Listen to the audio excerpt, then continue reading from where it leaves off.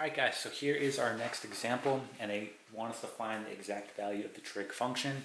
So we have done a video like this in the past. This one will be a bit more challenging. So just like that past video, you are going to need a solid foundation in the unit circle.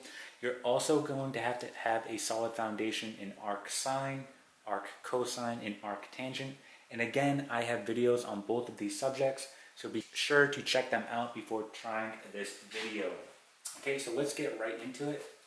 So as always, we're going to start with our parentheses first. So looking at our parentheses here, right? Well, we're going to start here with arc sine of a half, right? So we have arc sine of a half. So again, use your knowledge of the unit circle. So again, when we're trying to find the arc, we're looking for the angle. So arc sine of a half. So in case you forgot, if we were to draw out the unit circle, when we're talking about arc sine, right, we're talking about the first and the fourth quadrant. We have pi over 2 here, 0, and then negative pi over 2. Okay?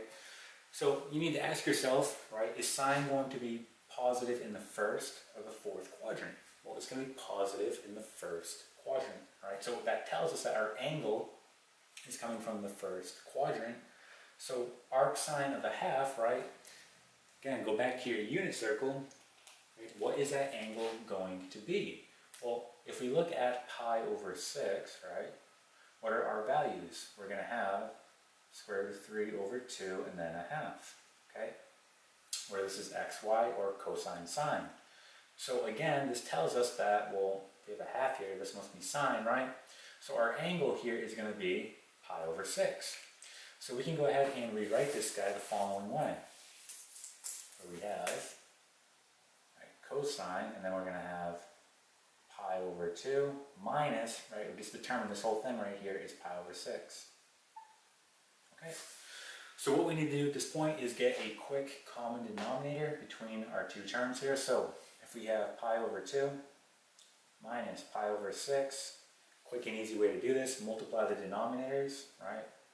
You get 12. What did I multiply this by in order to get 12? I multiplied by 6. So 6 times pi is 6 pi.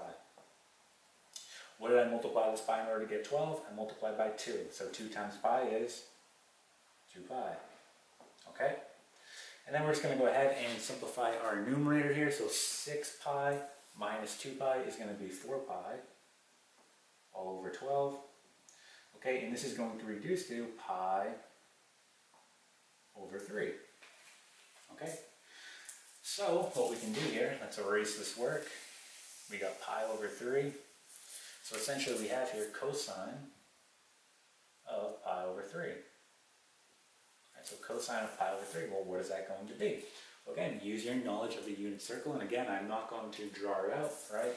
You should have a solid base in this now, so cosine of pi over 3, okay? Again, well, let's write out those values. So pi over 3, all right, we're going to have a half, okay? Then we have the square root of 3 all over 2. Right. So again, xy cosine sine.